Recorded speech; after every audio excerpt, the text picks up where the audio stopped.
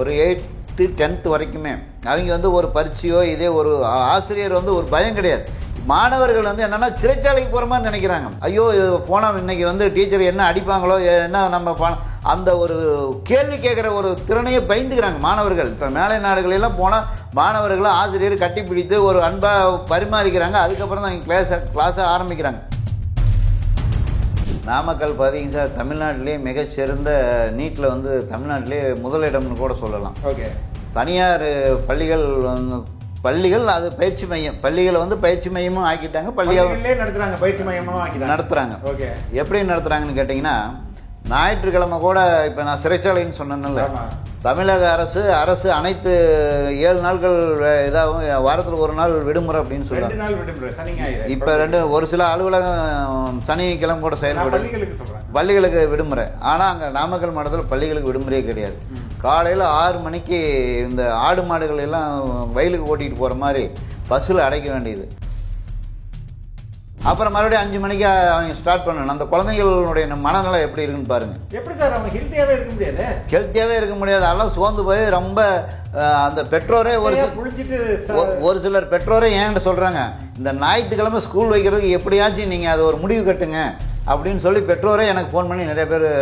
உண்மையிலே ஞாயிற்றுக்கிழமை ஸ்கூல் நடக்குது? உண்மையிலுமே நடக்குது. இது ஒரு கொடுமையான விஷயம். இதை வந்து தமிழக அரசினுடைய கல்வி அமைச்சர் நேரடியாக இதில் தலையிட்டு இந்த ஞாயிற்றுக்கிழமை நடக்கிற ஸ்கூலை வந்து ஸ்டாப் பண்ணணும்.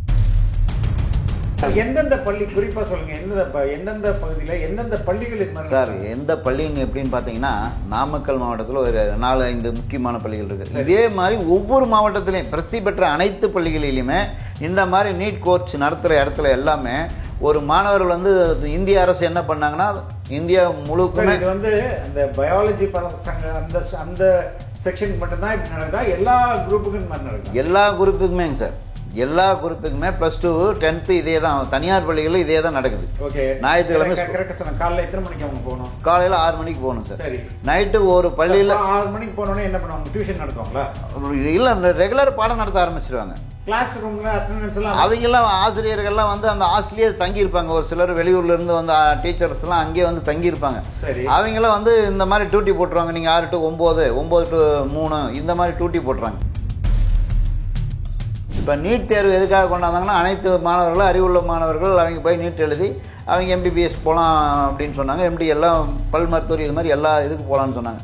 ஆனால் இதில் என்ன அப்படி கொடுமை அப்படின்னா, இது மாதிரி தனியார் நிறுவனங்கள் அவங்களுக்கு வந்து கல்வி கட்டணம் அந்த கோச்சிங்ஸ் இது பாடம் நடத்துகிறவங்களுக்கு ஒரு ஃபீஸ் 2 லட்சம், அங்கே தங்குறவங்களுக்கு 2 லட்சம், யாருக்கு அந்த மாணவர்கள் தங்கி படிக்கிற ஹாஸ்டலுக்கு 2 லட்சம், ஃபீஸ்க்கு 2 லட்சம், மொத்தம் 4 லட்சம்.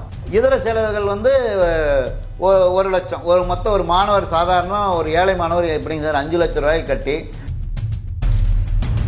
நீட் தேர்வை வந்து அரசாங்கம் வந்து தனியார் நடத்துவதே ரத்து பண்ணணும். முதல்ல வந்து எல்லாத்துக்குமே சார், இப்போ +2 படிக்கிற ஒரு பையன் ப்ரைவேட்டாக ஒரு இடத்துல டியூஷன் போகிறான். டியூஷன் நீங்கள் தடுத்து நிறுத்த முடியாது.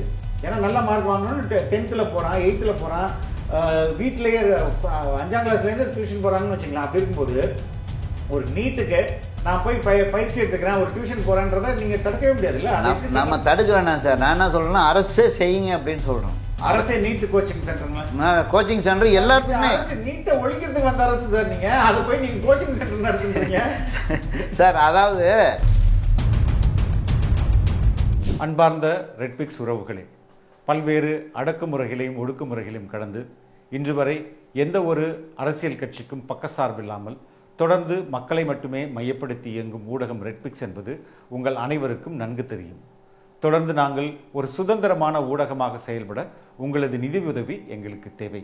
உங்களால் முடிந்த அளவு எங்களுக்கு நிதியுதவி செய்யுங்கள். திரையில் தெரியும் இந்த QR கோடை பயன்படுத்தியோ அல்லது டிஸ்கிரிப்ஷனில் உள்ள தகவல்களை பயன்படுத்தியோ உங்களால் முடிந்த அளவு எங்களுக்கு நிதி உதவி செய்யுங்கள். நன்றி. வணக்கம் சார். சார் வணக்கம். இந்த நிகழ்ச்சிக்கு போகிறதுக்கு முன்னாடி சார் சின்ன ஒரு வாழ்த்துக்கள். நன்றி சார். எனக்கு தங்களுடைய பொண்ணு வந்து ஒரு ஊடகவியலாளராக மிக சிறந்த முறையில் தாய் வந்து 8 அடி பாஞ்சா குட்டி 16 அடி பாயும் அப்படிங்கிறதுல ஒரு நல்ல சிறப்பான நேர்காணல் உங்ககிட்ட பண்ணுறாங்க. அதுக்காக உங்களுக்கும் உங்களுடைய பொண்ணுக்கும் வந்து அவங்க வந்து மிகப்பெரிய அதாவது உலக அளவில் வந்து பெரிய நிறுவனங்களில் பிபிசி NTTV அந்த மாதிரி நேர்காணல் நடத்துகிற அளவுக்கு ஒரு திறமையாக வளர்த்திருக்கிறீங்க. அதுக்காக ரெட் பீஸுக்கு ரொம்ப நன்றி தெரிவிச்சுக்கிறேன். சாதாரண கூலி வேலை செய்கிற மக்கள் கூட எவ்வளவோ கஷ்டப்பட்டு இப்போ தமிழ்நாட்டில் பொறுத்த வரைக்கும் 3 இதுக்கு தான் அதிகமாக செலவு பண்ணுறாங்க. ஒன்று மெடிக்கல், ஒன்று நம்மளுடைய பள்ளி தனியார் பள்ளிக்கு அதிகமாக ஃபீஸ் கட்டுறது, அப்புறம் வீடுகளுக்கு தேவையான அதிகமான பொருட்களை வாங்கி சேமிக்கிறது. இது போன்ற அதிக தேவைகள் மனிதனுக்கு வந்து இப்போ மற்ற தேவைகள்லாம் உணவு தேவையை விட இது வந்து தன்னுடைய வருங்கால சங்கதியை வந்து அதிகமாக நாம் பயன்படுத்தணும், நல்ல ஒரு முறைக்கு நல்ல ஒரு சங்கதி கொண்டுட்டு வரணும் அப்படிங்கிறதுக்காக தான் அவங்க இந்த மாதிரி எவ்வளோ கஷ்டம். தன்னுடைய கூலி வேலை செஞ்சால் கூட தன்னுடைய கல்வி அறிவு கொடுக்கணும் அப்படிங்கிற அளவுக்கு நம்ம தமிழ்நாடு வளர்ந்துருச்சு. அந்த அளவுக்கு வந்து நம்மளுடைய பள்ளி தரத்தை வந்து மேம்படுத்தணும். இப்போ கல்வித்துறை அமைச்சர் வந்து பல இடத்துக்கு போகிறாரு, பல ஸ்கூலுக்கு ஆய்வுக்கு போகிறார். அதனால் என்ன வளர்ச்சி ஏற்பட்டது? இப்போ 207 பள்ளிகளை மூடுனதா? அதில் மூடுறதுக்கு காரணம் வந்து அரசு நம்ம பிளேம் பண்ண முடியாதுல்ல. ஏன்னா யாருமே போய் சேரல. அதுக்கு காரணம் வந்து இங்கே வந்து ஜனத்தொகை குறைஞ்சிருச்சு, மக்கள்லாம் வந்து நகர்ப்புறத்துக்கு போகிறாங்க. இதனால வந்து அந்த சில பள்ளிகளில் வந்து மாணவர்கள் சேர்க்கையே இல்லை. அப்படி இருக்கும்போது நீங்கள் எப்படி அரசை குறை சொல்ல முடியும்? சார், அரசு வந்து நாங்கள் அதை சொல்லலை. அதே வந்து கிராமத்திலேருந்து எத்தனை மாணவர்கள் தனியார் பள்ளிக்கு அங்கேருந்து போகிறாங்கன்னு கணக்கெடுக்கணுமா இல்லையா? நம்ம வந்து அரசாங்க சொல்கிறாங்க கிராமத்தில் இருக்கிறவங்க எல்லாமே நகர்ப்புறத்துக்கு நகர்ந்துட்டா, அது தவறான கருத்து. கிராமப்புறத்தில் ஒரு நாளைக்கு ஒதுங்க முடியாத இடத்துல வந்து 15-20 பஸ்ஸு தனியார் பள்ளிகள் பல்வேறு பேர் அந்த தனியார் பள்ளி பேரை போட்டுக்கிட்டு பஸ்ஸுகள் போகுது. அப்போ என்ன ஆகுது அப்படின்னா, காரணம் என்னென்னா அங்கே சரியான கல்வி முறைகள் இல்லை அப்படிங்கிறது தான் இது. இப்போ வந்து அரசு பள்ளியினுடைய ஆசிரியர்களுக்கு வந்து அதிகமான சம்பளம் கொடுக்குறாங்க, அவங்களுக்கு வந்து குறைந்த மாணவர்கள் தான் இருக்கிறாங்க. இப்போ வந்து ஆனால் இதே தனியார் பள்ளிகளை வந்து அதிகமான மாணவர்கள் இருக்கிறாங்க, அவங்களுக்கு குறைந்த சம்பளம், ஆனால் நிறைவான கல்வி கொடுக்க முடியுது. அதுக்கு காரணம் என்னென்னா நம்மளுடைய கண்காணிப்பு அங்கே அதிகப்படுத்தணும். இதில் ஒரு ஆண்டு விழா நடத்துவாங்க தனியார் பள்ளியில், யாரோ வர நடிகர் வருவாங்க, பேச்சாளர் வருவாங்க, யாரோ வருவாங்க. ஏன் தமிழக அரசு அந்த கிராமப்புறத்தில் இருக்கிற ஒரு சட்டமன்ற உறுப்பினர் போய் அந்த இடத்துல ஆண்டு விழா நடத்தலாம், ஒரு அமைச்சர் போய் அதில் கலந்துக்கலாம், பிரபல நடிகர்களை கூட்டிகிட்டு வரலாம், பிரபல எழுத்தாளர் பேச்சாளர் அவங்கள கூட்டிகிட்டு வந்து அங்கே ஊக்குவிக்கும் போது என்ன ஆகும்னா, இந்த பள்ளியில் என்ன நமக்கு சலுகை கிடைக்குதோ அதே சலுகை அங்கே கிடைக்கும் அப்படின்னு மக்கள் நினைப்பாங்க. அந்த மக்கள் வந்து அவங்களுடைய மன திருப்தி இல்லாதனால தான் அந்த குழந்தைங்களை வந்து தனியார் பள்ளிக்கு அனுப்புகிறாங்க. தனியார் பள்ளிகளுக்கு வந்து கடனை வாங்கி கூட அங்கே போய் படிக்க வைக்கணும் அப்படிங்கிற ஒரு எண்ணம் மேலோங்குது. இதுதான் காரணமாக விளைஞ்சி பள்ளிகள் மூடப்பட்டதுக்கு வந்து மக்கள் வந்து நகர்ப்புறத்துக்கு நகர்ந்தது காரணம் கிடையாது. அங்கேயே இருக்கிறாங்க, அங்கே இருக்கிற மக்கள். சார், அங்கே கிராமத்திலேருந்து 10 பேர் அங்கே வந்திருப்பாங்க, மீதி 90 பேர் விவசாயம் தானே பண்ணிகிட்டு இருக்கிறாங்க, கூலி வேலை. எல்லா மக்களும் அங்கே தானே. கிராமம் இல்லாத நகரமே இல்லைங்க சார். கிராமத்தினுடைய அடிப்படை வளர்ச்சி நல்லா இருந்தால் தானே இதாகும். ஆசிரியர்கள் வந்து அவங்களுக்கு வந்து பல நெருக்கடி. இப்போ வந்து அவங்க தான் காலையில் எழுந்திரிச்சு சத்துணவு போய் பார்க்கணும், அவங்க தான் அந்த அட்டெண்டன்ஸ் எடுத்து நிறைய வேலைகள் இப்போ ஒர்க் அதிகமாக கொடுத்துட்டாங்க. அவங்களுக்கு மன அழுத்தம் அதிகமாக இருக்கும்போது முதல்ல வந்து மேலை நாடுகளெல்லாம் சார் ஒரு 8th 10th வரைக்குமே அவங்க வந்து ஒரு பரீட்சையோ இதே ஒரு ஆசிரியர் வந்து ஒரு பயம் கிடையாது. மாணவர்கள் வந்து என்னென்னா சிறைச்சாலைக்கு போகிற மாதிரி நினைக்கிறாங்க. ஐயோ போனால் இன்றைக்கி வந்து டீச்சர் என்ன அடிப்பாங்களோ, என்ன நம்ம அந்த ஒரு கேள்வி கேட்குற ஒரு திறனையே பயந்துக்கிறாங்க மாணவர்கள். இப்போ மேலை நாடுகளெல்லாம் போனால் மாணவர்களை ஆசிரியர் கட்டிப்பிடித்து ஒரு அன்பாக பரிமாறிக்கிறாங்க, அதுக்கப்புறம் தான் அவங்க கிளாஸை ஆரம்பிக்கிறாங்க. நாம் வந்து அப்படி கிடையாது. ஒரு பயத்திலேயே இங்கிருந்து ஸ்கூலுக்கு பை எடுத்து போடும்போது இன்றைக்கி போனால் என்ன அடிப்பாங்களா, எவ்வளோ நம்ம ஹோம்ஒர்க் பண்ணிக்கிட்டு போயிட்டோம் அப்படிங்கிற பல்வேறு சூழ்நிலைகளிலும் மாணவர்கள் வந்து பள்ளிக்கு வந்து அவங்களுடைய அவங்களுக்கு என்ன சொல்கிறோன்னா ஒரு ரிலாக்ஸு. அந்த மாணவர்களுக்கு வந்து அவங்க மூளைக்கு ஏற்ற நம்ம பாடத்திட்டங்கள் இருக்கா முதல்ல அந்த ஆய்வுக்குழு போடணுங்க சார். ஒரு மாணவர்களுக்கு நல்லா சொன்ன உடனே எடுத்த உடனே அவங்க பிக்கப் பண்ணுவாங்க, நல்லா படிப்பாங்க. ஒரு சில மாணவர்கள் என்னன்னா அது கொஞ்சம் காலதாமதம் ஆகும். அவங்கள வந்து எப்படி வந்து கோச்சிங் கொடுக்கணும் அப்படிங்கிற அந்த எண்ணம் வந்து ஆசிரியர்கள் கிடையாது. அவங்களுக்கு வந்து 40 மாணவர்கள் இருக்கிறாங்க, 40 மாணவர்களுக்கு ஒரே மாதிரி தான் பாடம் நடத்துவாங்க. இதை வந்து தரம் பிரிக்கணும். அரசே வந்து நல்ல மாணவர்கள் ஒரு பக்கமும் குறைந்த மதிப்பெண்க்கு போகிறேன் அவங்களுக்கு வந்து வளர்ச்சிக்கு என்னென்ன அவங்களுடைய மூளைகளுடைய வளர்ச்சி அதை எப்படி கொண்டு சென்றால் அவங்களுக்கு ஈஸியாக புரியும் அப்படிங்கிற ஒரு நல்ல எண்ணத்தை கொண்டுட்டு வந்தால் தான் இது முதல்ல அவங்களுக்கு செய்ய முடியும் சார். அதை விட்டுட்டு அவங்க பள்ளிக்கூடம்னாவே ஒரு சிறைச்சாலைங்கிற மாதிரி ஆயிடுச்சு மாணவர்களுக்கு. அதுலேயே அந்த பயம் வந்துடுது. அதனால் அந்த அவங்கள மேற்கொண்டு அவங்க படிப்புக்கே ஒரு கேள்விக்குறியான விஷயமா இருக்குது. அதனால தான் பள்ளிகளுடைய பாதி மாணவர்கள் நிற்பதற்கு காரணமே. ட்ராப் அவுட் ஆனால் நம்ம ஊரில் அவ்வளோ இல்லையே சார். மற்ற மாநிலங்களை கம்பேர் பண்ணும்போது அந்த பள்ளியிலேருந்து நிறுத்தப்படுறது நம்ம ஊரில் கம்மியாக தானே இருக்குது. அதான் சார் கம்மியாக இருக்குது. அதெல்லாம் வந்து ஆசிரியர்களே வந்து குறைவாக இப்போ பள்ளியில் வந்து அந்த பள்ளியில் இருக்கிற ஆசிரியர்களே போய் அவங்களே வாலண்டியாக போய் குறையும் போது என்ன பண்ணுறாங்கன்னா அந்த பள்ளியை மூடிட்டால் நம்ம வந்து வேறு எங்கேயாச்சும் மாற்றிடுவாங்களா அப்படிங்கிற ஒரு அச்சத்தில் அவங்க ஒரு நல்ல எண்ண அடிப்படையில் அவங்க போய் அந்த மாணவர்கள்கிட்ட பெற்றோர்கள்கிட்ட பேசி அவங்களே சிரிச்சிரு முதல்கள்லாம் அந்த மாதிரி இல்லை. இப்போ அவங்களே ஒரு இந்த பேனா பென்சில் இந்த மாதிரி உதவிகள்லாம் செஞ்சு நீ வாப்பா படிக்கணும் பெற்றோர்களே உணர்ந்துட்டாங்க இந்த கல்வி வந்து எவ்வளோ அவசியம் அப்படிங்கிறத பெற்றோர்களே நல்லா உணர்ந்துருக்கிறாங்க. அதனால தான் வந்து அவங்க வந்து மற்ற மாநிலத்தை கம்பேர் பண்ணும்போது நம்ம கல்வியில் எவ்வளோ பரவாயில்ல. கேரளாவிலேருந்து கேரளாவோடவே நம்ம இப்போ சிறந்து வழங்குற அளவுக்கு நல்லா வளர்ந்துருக்கு. இது வந்து ஆரோக்கியமான போட்டி தனியாருக்கு நமக்கு ஆரோக்கியமான போட்டி நிலவுனா கூட அங்கே வந்து அதிக அளவில் சலுகைகள் கிடைக்குது நமக்கு. இங்கே வந்து பணமே கொடுத்தால் கூட அங்கே வந்து மாணவர்களுக்கு சுகாதாரம், பஸ் வசதி, அடிப்படை அந்த பெஞ்சு இதெல்லாமே அவங்களுக்கு தேவையானது அங்கே கொடுக்கப்படுது. அது இல்லாத வெளியே இடத்துல இருந்து வந்து விளையாட்டுக்கு தேவையான ஆசிரியர்களை கொண்டு வந்து நியமிக்கிறாங்க. வெளி மாநிலத்துக்கு மாவட்டத்துக்கு அழைச்சி செல்கிறாங்க. இது மாதிரி பல்வேறு விஷயத்தை செய்கிறாங்க. அந்த அளவுக்கு எவ்வளவோ கோடிக்கணக்கான ரூபாய் அரசு பள்ளிகளுக்கு செலவு பண்ணுறாங்க. அதை வந்து முறையாக செலவழித்து அந்த மாணவர்களுக்கு என்ன அந்த பில்டிங் பார்த்தாவே அவங்களுக்கு ஒரு படிக்கலாம் அப்படிங்கிற ஒரு எண்ணத்தை தோற்று வைக்கணும். இது மாதிரி நல்ல எண்ணங்களை அந்த இடத்துல பள்ளியில் விதைக்கும் போது மாணவர்கள் வந்து முதல் பள்ளிக்கு வர்றத அதிகமாக வந்து பயமில்லாத பள்ளிக்கு போகணும் சார். அதுதான் அங்கே உள்ள பிரச்சனையே. மற்றபடி இன்னைக்கு வந்து ஒரு பெரிய பிரச்சனையாக இருக்குது அந்த நீட் கோச்சிங் சார். ஆமாங்க, நீட் கோச்சிங் எந்த அளவுக்கு கிராமப்புறங்களில் இல்லை ஏன்னா சிட்டியில் வந்து அது நம்மளுக்கு பெருசாக தெரியாது. ஏன்னா 10th கோச்சிங் அனுப்பிடுறாங்க. கிராமப்புறங்களில் குறிப்பாக நாமக்கல் பகுதிகளெல்லாம் எப்படி இருக்குங்க? நாமக்கல் பார்த்தீங்க சார் தமிழ்நாட்டிலே மிகச்சிறந்த நீட்டில் வந்து தமிழ்நாட்டிலே முதலிடம்னு கூட சொல்லலாம். ஓகே. தனியார் பள்ளிகள் அது பயிற்சி மையம் பள்ளிகளை வந்து பயிற்சி மையமும் ஆக்கிட்டாங்க. பள்ளிகளே நடத்துகிறாங்க, பயிற்சி மையமும் நடத்துகிறாங்க. ஓகே. எப்படி நடத்துகிறாங்கன்னு கேட்டிங்கன்னா ஞாயிற்றுக்கிழமை கூட இப்போ நான் சிறைச்சாலைன்னு சொன்னேன்ல, தமிழக அரசு அனைத்து 7 நாட்கள் இதாகவும் வாரத்தில் ஒரு நாள் விடுமுறை அப்படின்னு சொல்லுவாங்க. இப்போ ஒரு சில அலுவலகம் சனிக்கிழமை கூட செயல்படும், பள்ளிகளுக்கு விடுமுறை. ஆனால் அங்கே நாமக்கல் மாவட்டத்தில் பள்ளிகளுக்கு விடுமுறையே கிடையாது. காலையில் 6 மணிக்கு இந்த ஆடு மாடுகள் எல்லாம் வயலுக்கு ஓட்டிகிட்டு போகிற மாதிரி பஸ்ஸில் அடைக்க வேண்டியது. நள்ளிரவு 11 மணி வரைக்கும் சித்திரவதை பண்ணுற மாதிரி அங்கே மாணவர்கள் அங்கே அடைக்கப்பட்டு 11 மணி வரைக்கும் பாடங்கள் நடத்தப்படுது. நைட்டு 11 மணி வரைக்கும்.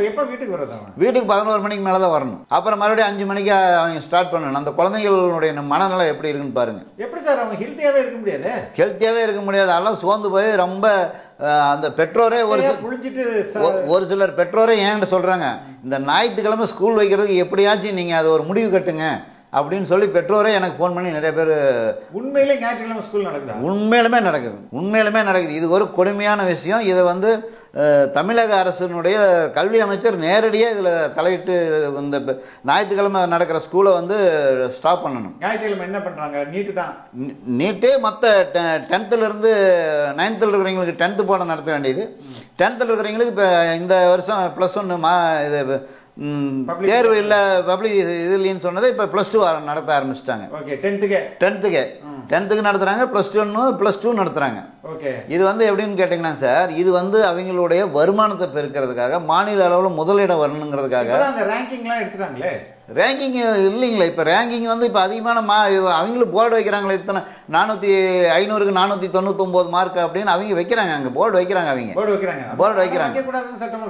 என்ன சார் இது மாதிரி விளம்பரப்படுத்தக்கூடாது எங்கள் ஸ்கூலில் அதெல்லாம் விளம்பரம் வந்து நம்ம இங்கே அரசு பேப்பர் அளவில் தான் இருக்குது. அங்கே விளம்பரம்லாம் பயங்கரமாக அதெல்லாம் நடக்குது.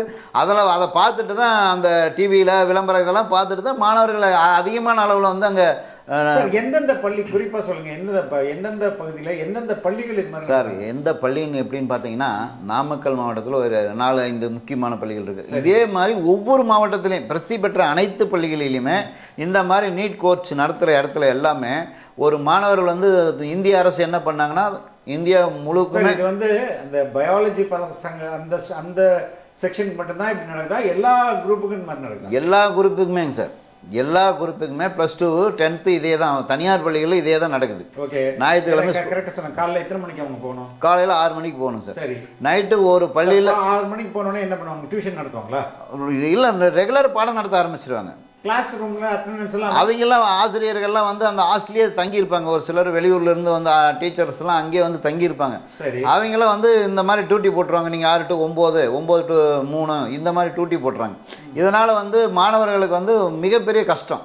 ஞாயிற்றுக்கிழமை நம்ம வந்து அரசு வந்து இதை வந்து உன்னிப்பாக எல்லா பள்ளிகளையும் கண்காணிக்கணும். இங்கே மட்டும் இல்லை, எல்லா பள்ளிகளையும் ஞாயிற்றுக்கிழமை எதுக்காக பஸ்ஸு வந்து ஸ்கூல் பஸ்ஸு சாலையில் பயணம் பண்ணுது.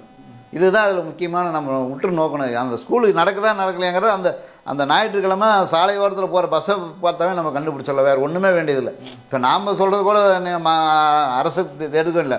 அந்த ஒரு மாதமாக 2 மாதமாக அந்த ஒவ்வொரு மாவட்ட தலைநகரங்களில் ஒரு முக்கியமான இருக்கிற ஊர்களில் வந்து அந்த கேமராவை வந்து போலீஸ் கண்டுபிடிச்சிடலாம். ஒன்றும் வேறு இதுக்கெல்லாம் ஒன்றும் மாணவர்கள் அதுக்குள்ளே இருக்கிறாங்களா, வெறும் பஸ் போகுதா அப்படிங்கிறத அதை கண்டுபிடிச்சிடலாம். இப்போ நீட் வந்து மத்திய அரசு வந்துங்க சார், ஒரு அனைத்து படிக்கிற மாணவர்களும் அவங்களுக்கு கல்வி வந்து முதல்ல வந்து மருத்துவக் கல்லூரியில் வந்து ஃபீஸ் அதிகமாக வாங்குறாங்க, குறிப்பிட்ட இது அதில் பல தவறுகள் நடக்குது அப்படிங்கிற ஒரே காரணத்துக்காக அவங்க என்ன சொன்னாங்க, அனைத்துக்குமே நீட் தேர்வு கொண்டு வந்தாங்க. இப்போ நீட் தேர்வு எதுக்காக கொண்டு வந்தாங்கன்னா, அனைத்து மாணவர்களும் அறிவுள்ள மாணவர்கள் அவங்க போய் நீட் எழுதி அவங்க எம்பிபிஎஸ் போகலாம் அப்படின்னு சொன்னாங்க. எம்டி எல்லாம் பல் மருத்துவர் இது மாதிரி எல்லா இதுக்கு போகலான்னு சொன்னாங்க. ஆனால் இதில் என்ன அப்படி கொடுமை அப்படின்னா, இது மாதிரி தனியார் நிறுவனங்கள் அவங்களுக்கு வந்து கல்வி கட்டணம் அந்த கோச்சிங்ஸ் இது பாடம் நடத்துகிறவங்களுக்கு ஒரு ஃபீஸ் 2 லட்சம், அங்கே தங்குறவங்களுக்கு 2 லட்சம், யாருக்கு அந்த மாணவர்கள் தங்கி படிக்கிற ஹாஸ்டலுக்கு 2 லட்சம், 2 லட்சம் ஃபீஸ்க்கு 2 லட்சம், 2 லட்சம், மொத்தம் 4 லட்சமா? 4 லட்சம். இதர செலவுகள் வந்து 1 லட்சம். மொத்தம் ஒரு மாணவர் சாதாரணமாக ஒரு ஏழை மாணவர் எப்படிங்க சார் 5 லட்சம் ரூபாய் கட்டி நீட் படிக்க முடியும்? அரசாங்கம் நீட் தேர்வில் வந்து நாங்கள் பொதுவாக நீட் தேர்வு கொண்டு வந்துட்டோம் அப்படின்னா, இது எப்படி இந்த நீட்டை வந்து இது யாருக்காக கொண்டு வந்தோம் சார்? ஒரு பையன், ஆமாங்க சார், அது கடுமையான போட்டிங்க சார், கடுமையான போட்டி.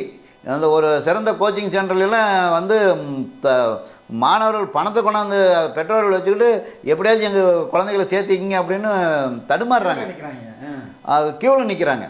இவ்வளவு ஒரு விஷயத்தை பண்ணும்போது ஒரு மாணவர் சாதாரண ஏழை மாணவர் எப்படி 5 லட்ச ரூபாய் பணத்தை கட்டி அந்த நீட் தேர்வு இது பண்ண எப்படி வந்து அலோவ் பண்ணுறாங்க? முதல்ல நீட் தேர்வுங்கிறதுக்கு வந்து பொதுவாக அவங்களுடைய நாலேஜுக்கு படித்து அவங்க டாக்டர் ஆனால் பரவாயில்ல, இதை மனிதனில் ஏன் அந்த அப்படியே அந்த அணுகுண்டுக்கு யுரேனியத்தை செறிவுட்டுற மாதிரி காலையிலிருந்து இரவு 11 மணி வரைக்கும் அந்த மாணவர்களை போட்டு ஒரு அரை மணி நேரம் ஓய்வு கொடுக்க வேண்டியது, மறுபடியும் அவங்கள அந்த நீட்டில் அப்படியே பயிற்சி கொண்டாடுறது. இது எதுக்கு நான் இத்தனையும் அவங்க செய்ய வேண்டியது?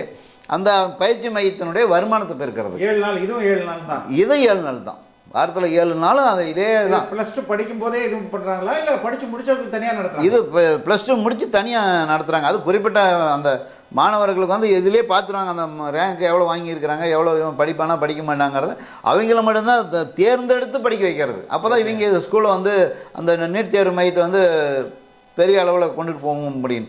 இது வந்து கல்வி வந்து சார் இந்தியாவில் தமிழ்நாட்டில் மிகப்பெரிய ஒரு வர்த்தகம், மிகப்பெரிய சாதாரண வர்த்தகம் இல்லை, மிகப்பெரிய வர்த்தகம். அது ஏழை மாணவர்களுக்கு இன்னும் அது எட்டாக்கனியாக இருக்குது. இது வந்து ஒரு இன்னும் வந்து இதில் அரசு நீங்கள் வந்து ஒரு பையனை தனியார் கோச்சிங் சென்டர் போகாத அப்படின்னு சொல்ல முடியாதுல்ல? அரசு சொல்லிங்க சார். நான் என்ன சொல்கிறேன்னா, அந்த நீங்கள் என்ன சொல்கிறீங்க, ஏழை மாணவர்களுக்கு சரியாக நேற்றுனாலும் நன்மை கிடைக்கிறீங்க. இது எப்படி கிடைக்கும் ஏழை மாணவர்களுக்கு? அவனோட அறிவுக்கு எப்படி எட்டும் சார்? நல்லா படிக்கிறவன் நீட் கோச்சிங் சென்டருக்கு போகணும்னு அவசியம் இல்லை சார். அவங்க நீட் கோச்சிங்கில் வந்து என்னென்ன பாடத்திட்டத்தில் இந்த கொஸ்டின் வருது அப்படிங்கிறத வந்து ஒரு மிகப்பெரிய ஒரு லைப்ரரியே வச்சு அதில் எல்லாம் நிறைய எடுத்து அறிவுபூர்வமானதை எடுத்து எல்லாமே கொடுக்குறாங்க. ஆனால் இந்த மாணவர்கள் ஏழை மாணவர்கள் எங்கே போவாங்க? ஏதோ யூடியூப்பு இது மாதிரி அரசாங்கம் நடத்துகிற சின்ன இன்ஸ்டியூட் பார்த்து நீட் படித்து பாஸ் ஆனவங்களாம் இருக்காங்களே. அதுதான் சார், அதில் வந்து 1000ல் ஒருத்தர் 2000ல் ஒருத்தர். ஏதோ ஒரு சம்பவம், ஒரு சின்ன சம்பவம் நடந்ததுன்னா அது மக்கள் பேச மாட்டாங்க, பெரிய சம்பவம் நடந்தால் அது மாதிரி பேசுவாங்க. அது மாதிரி ஏழை எளிய மக்களுக்கு இது ஒரு எட்டாக்கனி தான். இது வந்து நம்ம விவாதத்துக்கு வேணால் நல்லா இருக்கலாம். அவங்க உண்மையாலுமே நீங்கள் ஒரு ஆய்வு பண்ணி அவங்க எவ்வளோ மாணவர்கள் இதில் வந்து ஏழை மாணவர்கள் வந்து நீட்டில் போய் படித்து பாஸ் பண்ணியிருக்கிறாங்க. நீங்கள் ஒன்றுமே வேண்டியதில்லை. இதில் ஒரு நிறைய ஸ்கூலில் இருக்க அந்த நீட் தேர்வு மையத்திலேருந்து எத்தனை பேர் வந்து மெடிக்கலில் பாஸ் பண்ணி உள்ளே போயிருக்கிறாங்க. அது சாதாரணமாக மெடிக்கல் இதில் இருந்து வராதிங்க, கோச்சிங் சென்டர் போகாதீங்க எத்தனை பேர் பண்ணிங்கன்னா அந்த ஆய்வுலேயே தெரிஞ்சிடும், நம்ம கண்டுபிடிச்சிடலாம். இது ஒரு பெரிய நமக்கு கரெக்ட். இப்போ இந்த நீட் கோச்சிங் சென்டர் வந்து ஸ்கூலே நடத்துதா இல்லை தனியாரா அவங்க தனியாக நடத்துகிறாங்களா? ஸ்கூலே நடத்துகிறாங்க. ஓகே. ஸ்கூல்லேயே தனியாக ஒரு பிரான்ச் வச்சுருக்குறாங்க. +2 வரைக்கும் ஒன்று வச்சுருப்பாங்க. அதுக்கு அந்த நீட்டு பயிற்சி மையம் போட்டு அது தனியாக இது வச்சுருக்குறாங்க. அந்த பயிற்சி மையத்துக்கு அருகாமையிலே என்னன்னு கேட்டிங்கன்னா ஹாஸ்டல்லாம் இருக்குது. அது வந்து ஒரு வீடு மாதிரி. அது வந்து ஒரு 12 கண்டிஷன் இருக்குது. அந்த மாணவர்களை வந்து அந்த ஹாஸ்டல் ஒன்று நடத்தணும்னா 12-13 விதிகளும் இருக்குது. ஆனால் ஒரு விதிகள் அங்கே கடைப்பிடிக்கிறது கிடையாது. இந்த மாணவர்களுக்கு வந்து 10க்கு 10 ரூம் இருக்கணும். இது மாதிரி ஒவ்வொரு அறைக்கும் வந்து போலீஸு, ஃபயர் சர்வீஸு, வருவாய்த்துறை, மெடிக்கலு, அட்வொகேட்டு, இந்த மாதிரி எல்லாமே ஒரு 12 ரூல்ஸ் இருக்குது. அங்கே மக்கள் குவியும் போது அந்த ஹாஸ்டலான வசதிகளே இல்லை. ஒரு ரூம்பை வாடகைக்கு எடுப்பாங்க. அதுலேயே மாணவர்கள் ஒரு 5 பேர் படிக்க வேண்டிய மாணவர்களுக்கு வந்து இருக்க வேண்டிய தங்க வேண்டிய இடத்துல 10 பேர் இதுக்கு அதிகாரிகள் உடந்தையாக இருக்கிறாங்க. இதெல்லாம் வந்து குறிப்பாக நாமக்கல் மாவட்ட ஆட்சித்தலைவர் ஹாஸ்டல் விதிகளுக்கு புறம்பாக செயல்படுற அந்த ஹாஸ்டல்லாம் வந்து அது ஒரு 40-50 இருக்கும். ஒரு மாவட்டம் 40-50 இருக்கும். ஓகே. 40-50ல் ஒரு 15-16 தான் உண்மையாக கரெக்டாக சரியான முறையில் அனுமதி வாங்கி அதை அந்த நீட்டுக்கான ஹாஸ்டலில் நடத்திக்கிட்டு இருப்பாங்க. மீதி எல்லாமே ஹாஸ்டலில் வந்து சும்மா இந்த மாதிரி ஒரு ரூம் எடுப்பாங்க. அதுலேயே மாணவர்களுக்கு அங்கேயே சமையல் செய்ய வேண்டியது. இது மாதிரி பல்வேறு முறைகள் கல்வியினால் மாணவர்களை வைத்து பல பேர் இன்னும் பல கோடி ரூபாய் லாபம் அடைகிறாங்களா ஒழிஞ்சு மாணவர்களுக்கு உண்மையான தரமான இன்னும் கல்வி கிடைப்பதில் நமக்கு வந்து வருவாயை பெருக்கிறதுலாம் அவங்க குறிக்கோளாக இருக்கிறாங்களா ஒழிஞ்சு மாணவர்களுக்கு அரசு என்ன செய்யணும்னு நினைக்கிறீங்க நீங்கள்? சார், அரசு நீட் கோச்சிங் சென்டருக்குன்னு லைசன்ஸ் வாங்கணுமா இல்லை யார் வேணும் நடத்திக்கலாமா? இல்லைங்க சார், மொத்தத்தில் வந்து நீட் தேர்வை வந்து அரசாங்கம் வந்து தனியார் நடத்துவதே ரத்து பண்ணணும். முதல்ல வந்து எல்லாத்துக்குமே சார் இப்போ +2 படிக்கிற ஒரு பையன் ப்ரைவேட்டாக ஒரு இடத்துல டியூஷன் போகிறான். டியூஷன் நீங்கள் தடுத்து நிறுத்த முடியாது. ஏன்னா நல்ல மார்க் வாங்கணும்னு 10th போகிறான், 8th போகிறான், வீட்டிலேயே 5ஆம் கிளாஸ்லேருந்து டியூஷன் போகிறாங்கன்னு வச்சுக்கலாம். அப்படி இருக்கும்போது ஒரு நீட்டுக்கு நான் போய் பயிற்சி எடுத்துக்கிறேன், ஒரு டியூஷன் போகிறேன்றதை நீங்கள் தடுக்கவே முடியாதுல்ல. நம்ம தடுக்க வேண்டாம் சார். நான் என்ன சொல்கிறேன்னா அரசே செய்யுங்க அப்படின்னு சொல்கிறேன். அரசே நீட் கோச்சிங் சென்டருங்களா? கோச்சிங் சென்டர் எல்லாத்துக்குமே நீட்டை ஒழிக்கிறதுக்கு வந்த அரசு சார். நீங்கள் அதை போய் நீங்கள் கோச்சிங் சென்டர் நடத்துறீங்க சார். அதாவது தனியார் அப்போ வேண்டாம், தனியாருக்கே கொடுக்க வேண்டாம்னு சொல்கிறேன் நான். இப்போ ஒன்று நீட்டை வந்து என்ன சொல்கிறேன்னா எல்லா மாணவர்களுக்கும் அந்த நீட்டு பயிற்சி கிடைக்கணும். இல்லாட்டி நீட்டு பயிற்சி எல்லாத்துக்குமே கிடைக்கக்கூடாது. அந்த மாணவர்களுக்கு வந்து ஏழை கிராம மாணவர்களுக்கு அந்த நீட்டு பயிற்சி அவங்களுக்கு எட்டாக்கணி, அவங்களுக்கு பண வசதி இருக்காது, அவங்களுக்கு அதெல்லாம் கிடைக்காது. ஆனால் ஏழை மாணவர்களுக்கு வந்து என்ன ஆகும், அவங்க இப்போ எவ்வளவோ ட்ரை பண்ணி படிச்சிருப்பாங்க, ஆனால் நீட்டில் பாஸ் பண்ண முடியாது. அப்போ என்ன ஆகும், அவன் தற்கொலை பண்ணிக்கிறது, இது மாதிரி செய்திகள்லாம் வந்து நம்ம நிறைய கேள்விப்பட்டிருக்கிறோம். அது மாதிரி தான் அந்த மாணவர்கள் தள்ளப்படுறாங்க. அதுதான் காரணம். இந்த தனியார் நீட் தேர்வு மையத்தை ஊக்குவிக்கும் போது நல்ல மார்க் வாங்குகிற பையன் வந்து இந்த ஏழை மாணவர்கள் படிக்க முடியாத போயிடுது. இதே கொஞ்சம் குறைவான மார்க் வாங்குறீங்களோ அவங்க வந்து படிக்க முடிய சூழ்நிலை நீட் தேர்வுக்குள்ளே அவங்களால உள்ளே போக முடியுது. நான் என்ன சொல்கிறேன், நீங்கள் நீட் தேர்வு கொண்டு வந்தீங்க, நீட் தேர்வுக்கான பயிற்சி மையத்தை வந்து அரசாங்கமே தனியாருக்கு ஊக்குவிக்கும் போது இது மறுபடியும் மெடிக்கல் காலேஜில் வந்து என்ன பணக்காரருக்கு ஏழைக்கு என்ன ஒரு வித்தியாசம் இருந்தோ அதே வித்தியாசம் தான் மறுபடியும். ஒரு கோச்சிங் சென்டரில் எத்தனை பேர் வரைக்கும் படிக்கிறாங்க? அது கோச்சிங் சென்டரில் வந்து 200 பேர் இருப்பாங்க சார், 100 பேர், 300 பேர், 2000, 1500, 2000 வரைக்கும் கூட இருக்கிறாங்க. ஓகே. 2000 பேருக்கு ஒரு 5 லட்ச ரூபா என்ன ஆச்சுன்னு பாருங்க. ஓகே. இந்த மாதிரி வியாபாரம் வந்து பெருகுது. அதனால் வந்து நாங்கள் என்ன சொல்கிறோம்னா நீட் தேர்வை மையத்தை பயிற்சி மையம்னா அரசாங்கமே ஒரு சில இடத்துல நடத்துகிறாங்க. அது மாதிரி அவங்க அரசாங்கமே நடத்துட்டு எல்லா இடத்துலையுமே அவங்களுக்கு வந்து சமமான ஒரு கல்வி கிடைக்க வாய்ப்பு அதிகமாக இருக்குது. இந்த நீட் தேர்வை வந்து மிகப்பெரிய அளவில் ஒரு தமிழக லெவலில் ஒரு வியாபாரம் தான் நடக்குதா ஒழிஞ்சு ஏழை மாணவர்களுக்கு வந்து நீட்டினால என்ன ஒரு எட்டாக்கணியாக அந்த சார். இப்போ நீங்கள் ஸ்கூல் சொன்னீங்க, தனியார் பள்ளிக்கூடங்கள்லாம் வந்து 7 நாட்களும் நடக்குது அப்படின்னு சொல்லிட்டு. 7 நாட்களும் ஆசிரியர்களுக்கும் அந்த லீவ் இல்லாமல் 7 நாட்கள் அவங்களும் தானே ஒர்க் பண்ணணும். அவங்களும் தான் ஒர்க் பண்ணணும். அவங்களுக்கு வந்து அந்த 7வது நாள் வந்து கூடுதலாக ஒரு 200, 300 அப்படி. எப்படி சார் ரெஸ்ட்? பையனுக்கும் ரெஸ்ட் வேணும், டீச்சருக்கும் ரெஸ்ட் வேணும்ல. எப்படி 7 நாள் ஒர்க் பண்ண முடியும் மனிதர்? ஒர்க் பண்ண வைக்கிறாங்க. அவங்க வறுமையின் காரணமாக படிச்சுட்டு வந்து நிறைய பேர்த்துக்கு வேலை வாய்ப்பு இல்லாதனால அவங்களே வெளியூரில் இருக்கிறவங்க நிறைய ஆசிரியர்கள் வந்து தங்குவாங்க அந்த பள்ளிக்கூட. அங்கே ஒரு வீட்டில் ஒரு ஃபேமிலி பிரச்சனை, இது மாதிரி எதாவது பிரச்சனை, அதுக்கு இங்கேயே பரவாயில்ல அப்படிங்கிறதுனால ஒரு வறுமையின் காரணமாகவே பாடம் நடத்துகிறாங்க நிறைய பேர். இதுலேயே வந்து இந்த நீட் கோச்சிங் சேர்த்து நடத்துறாங்களா? நீட் கோச்சிங் தனி, +1 10th +2 தனி. ஓகே. குறிப்பாக வந்து அந்த ஞாயிற்றுக்கிழமை நடத்துறது வந்து மற்ற மாணவர்களுக்கு கிடையாது. 9th 10th +1 +2. ஓ, அந்த மாணவர்களுக்கு மட்டும். அந்த மாணவர்களுக்கு மட்டும். அது அடுத்த ஆண்டுக்கான சிலபஸை இப்பயே சொல்லி கொடுத்துறாங்க. இப்பயே சொல்லி கொடுத்துருவாங்க. ஆனால் அந்த +1ல என்ன இருக்குன்னு அவங்களுக்கு மாணவர்களுக்கு தெரியாது. +1 வந்து ஏன் இங்கே வந்து பப்ளிக் ஆச்சுன்னா, +1 என்ன இருக்குன்னே தெரியாமல் வந்து நேராக +2 படிச்சுட்டு வந்துடுறான். அடிப்படை புரியாமல் நேராக இங்கே மக்கள் பண்ணிட்டு வந்துடுறான். அதனால தான் +1 வந்து பப்ளிக் எக்ஸாம் ஆக்கணும்னு சொல்லி சொன்னாங்க. ஆமாம். இப்போ இந்த அரசு எடுத்ததன் மூலம் மறுபடியும் +1 படிக்கிறது இல்லை யாரும். நான் படிக்கிறது இல்லை. அது ரொம்ப ஈஸியாக போச்சு. தனியார் பள்ளிகளுக்கு ரொம்ப ஈஸியாக போச்சு. நேராக 10th +2. Okay. 9th 10th. 8th 10th. 9th படிக்கிறதே இல்லை. 9th படிக்கிறது இல்லை. அது மாதிரி அவங்களுக்கு வந்து ரொம்ப சுலபமாக இருக்குது. இதை வந்து அவங்க எதுக்காக பண்ணுறாங்கன்னா, அந்த +2 வந்து அந்த பாடம் நடத்துறது இவர் வந்து அதிகமான மதிப்பெண் வாங்குவார், நம்ம பள்ளிக்கு பேர் வாங்கி கொடுப்பாரு அப்படிங்கிறது தான். பள்ளி வந்து கல்வியாக பார்க்குறதில்ல யாருமே. கல்வி நிறுவனங்கள், தனியார் நிறுவனங்கள் அது ஒரு வியாபாரமாகவே பார்க்குறாங்க. மாணவருடைய மனசு என்ன, அவனுடைய உள்ளம் வந்து, அதாவது அவனுடைய என்ன சொல்கிறது, அவனுடைய பிரெயினை ரொம்ப இதாகிடுமே சார், அஃபெக்ட் ஆகிடுமே சார். இப்படி இது பண்ணால் அப்படி தான் சார் இருக்கிறாங்க. அப்படி தான் இருக்கிறாங்க. பெற்றோர்களே ஃபோன் பண்ணி எங்கே சொல்கிறாங்கன்னா பாருங்கள், ஞாயிற்றுக்கிழமை எப்படியா அந்த பள்ளி நிறுத்துங்க அப்படின்னு சொல்லி 2 மாணவர்கள் எனக்கு ஃபோன் பண்ணி அங்கிள் தேங்க்ஸ் அப்படின்னு சொல்கிறாங்க. போய் முறையிட்டீங்களா அந்த மாதிரி? நான் இப்போ அறிக்கையை கொடுத்துருக்குறேன். இது அந்த மாவட்ட கல்வி அதிகாரிகிட்ட சொல்லியிருக்கிறேன். அவர்களும் நாங்கள் நிறுத்துறோங்க சார், முயற்சி பண்ணிகிட்டு இருக்கிறோம் அப்படின்னு. அவங்க என்ன முயற்சி பண்ண, ஒரு சர்க்குலர் போட்டால் போதுங்க சார். சர்க்குலர் போட்டால் போதும் சார். இதெல்லாம் வந்து தனியார் நிறுவனங்கள் நேரடியாக வந்து செக்ரட்டரி, அமைச்சர், இந்த அளவில் வந்து அமைச்சரே இருந்தாலும் இது எப்படி அனுமதிக்க முடியும்? அது கண்காணிக்கணும். அமைச்சர்கிட்ட நான் நம்ம இந்த நிகழ்ச்சியின் வாயிலாக நம்ம பள்ளிக்கல்வித்துறை அமைச்சருக்கு ஒரு அன்பான வேண்டுகோள் என்னன்னா, ஞாயிற்றுக்கிழமை, சனிக்கிழமைகள் வந்து நடத்தப்படும் அனைத்து பள்ளிகள் மீதும் கடுமையான நடவடிக்கை எடுக்கப்படும். அதை அந்தந்த மாவட்ட கல்வி அதிகாரிகள் எந்த விதமான தயவு தாட்சணியும் இன்றி நடவடிக்கை எடுக்கணும் அப்படின்னு சொல்லி அவர் நேராக இது ஒரு அறிக்கையே விடணும் அப்படிங்கிறத நம்மளுடைய இந்த நிகழ்வுகள் கேட்டுக்கிறோம். நம்ம ஒரு 200க்கும் மேற்பட்ட அரசு பள்ளிகள் மூடப்பட்டிருக்கு அப்படின்னு சொல்லி ஒரு பெரிய குறையாக சொல்கிறீங்க. ஆமாம் சார். ஆனால் 2000 பள்ளிகள் வந்து தமிழ்நாட்டில் க்ளோஸ் பண்ணப்பட்டிருக்கு. அது வந்து 0 அட்மிஷனுக்காக. இதுக்கான என்ன காரணம்னு சொல்கிறீங்க? இந்த பள்ளிகள் மூடு ஜனநாயக நம்ம நாடு, நம்ம ஜனநாயக நாட்டில் கல்வி முறை வந்து இப்படி ஒரு ரொம்ப மோசமான நிலைமைக்கு இன்றைக்கி போயிட்டுருக்கு. காரணம் என்னன்னு பார்த்தீங்கன்னா, அனைவருக்கும் சமமான கல்வி அப்படின்னு நம்ம சொல்கிறோம். அரசு பள்ளியில் 1ஆம் முதல் 12ஆம் வகுப்பு வரை அரசு பள்ளியில் படிக்கிறாங்க. இதே படிக்கிற பள்ளிகள் மாணவர்களுக்கு வந்து வசதி படைத்தவர்கள், இப்போ என்னுடைய குழந்தைகளே எங்கள் வீட்டில் வந்து தனியார் ஸ்கூலில் இந்த அரசு பள்ளியில் சேர்த்து விட மாட்டேன்ட்டாங்க. நான் எவ்வளோ முயற்சி பண்ணேன். ஓகே. காரணம் என்னன்னு கேட்டால் அப்படின்னா, அங்கே ஏன் கூட அனுப்ப மாட்டேங்கிறீங்க அப்படின்னு கேட்டால், அங்கே முதல்ல வந்து சுகாதாரம் இருக்காது, அவர்களோட வந்து நல்ல ஆரோக்கியமான உணவுகள் வந்து அங்கே கொடுக்க மாட்டேங்கிறாங்க, எவ்வளோ தான் சத்துணவு நம்ம கொடுக்குறோம்னு சொல்கிறாங்க, கொடுக்க மாட்டேங்கிறாங்க.